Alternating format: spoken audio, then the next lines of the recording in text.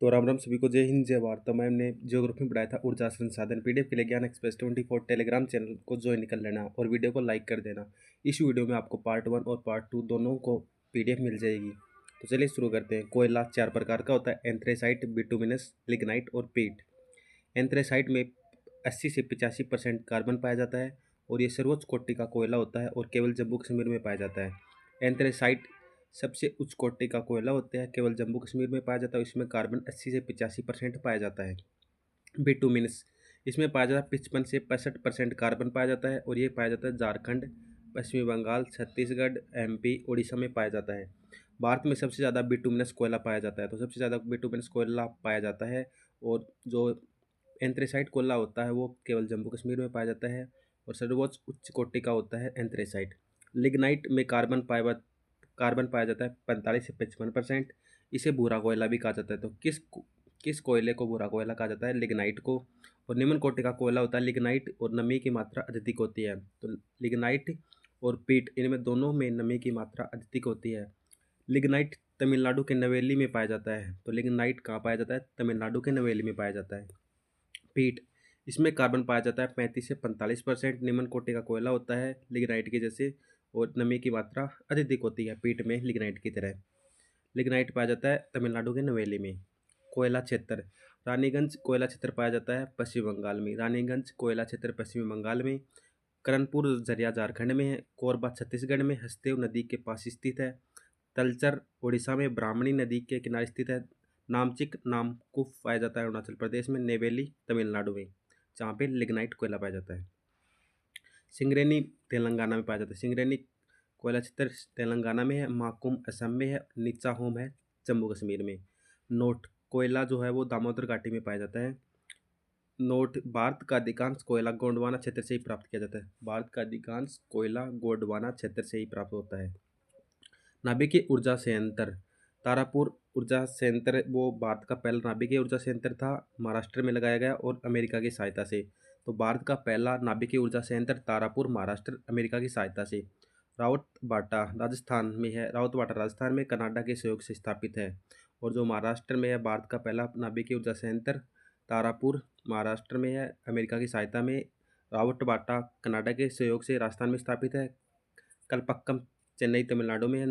Narora Bulandshahr UP में। Narora Bulandshahr UP में। कलपक्कम चेन्नई तमिलनाडु में। काकरापार सूरत गुजरात में है। केगा पीवाईक्यू है कर्नाटक में। केगा कर्नाटक में। कुडनकुलम तमिलनाडु में। कुडनकुलम तमिलनाडु में है, रूस की सहायता से स्थापित है। तेल शोधनशाला मतलब ऑयल रिफाइनरी, जहाँ तेल को शुद्ध किया जाता है। डिगबोई असम में है। बरौनी बिहार में है। हल्दिया पश्चिम बंगाल में है।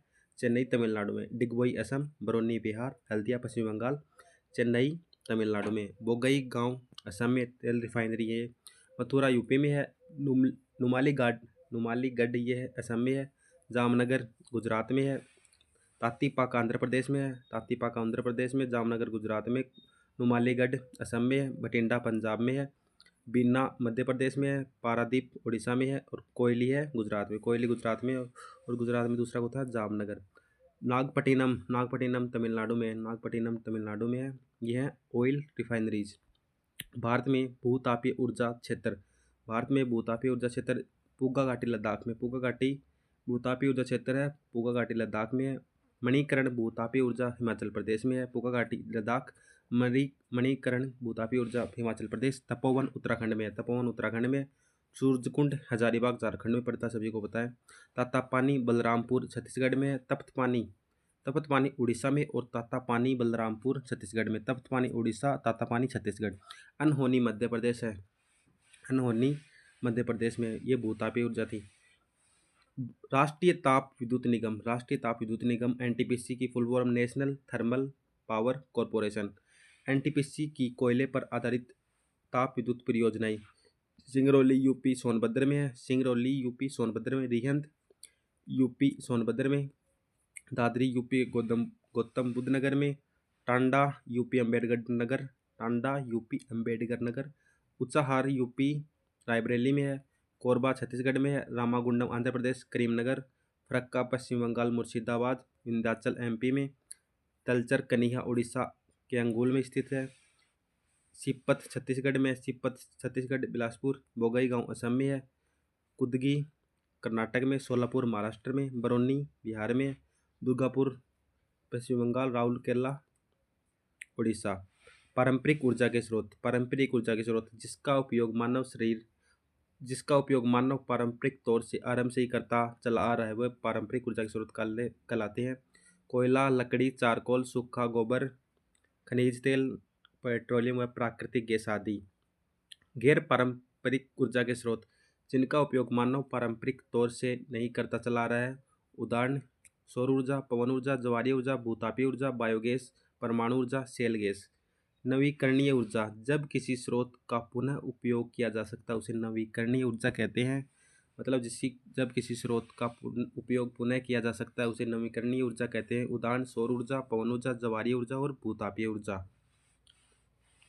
अनवीकरणीय ऊर्जा ये सीमित मात्रा में उपलब्ध होंगे।